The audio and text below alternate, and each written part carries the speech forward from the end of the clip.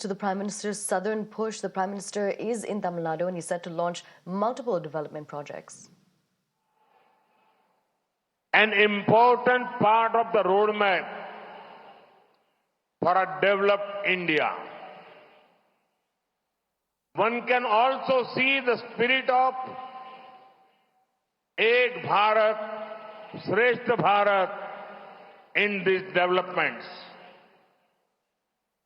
These projects may be in Thoothukudi, but they will also give momentum to development in many places across India.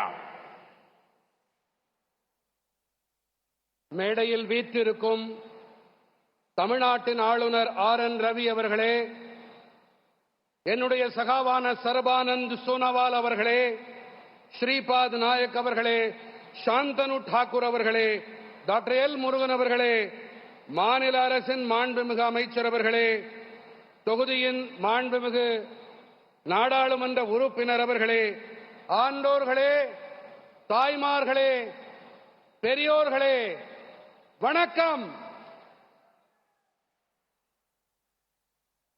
இன்று தமிழ்நாடு தூத்துக்குடியிலே வளர்ச்சியின் ஒரு புதிய அத்தியாயத்தை எழுதிக் கொண்டிருக்கிறது. பல திட்டங்கள் தொடங்கப்படுகின்றன அல்லது அடிக்கல் நாட்டு விழாவை கொண்டாடுகின்றன. இந்த திட்டங்கள் தான் முன்னேற்றமடைந்த இந்திய வரைபடத்தின் முக்கியமானதொரு பகுதியாகும். அனைவருடனும் அனைவருடைய முன்னேற்றம், அனைவரின் நம்பிக்கை, அனைவரின் முயற்சி. Now, we'll continue to track the developments of the Prime Minister's visit to Tamil Nadu. He's already hit out at the opposition alliance, saying that they've already conceded defeat.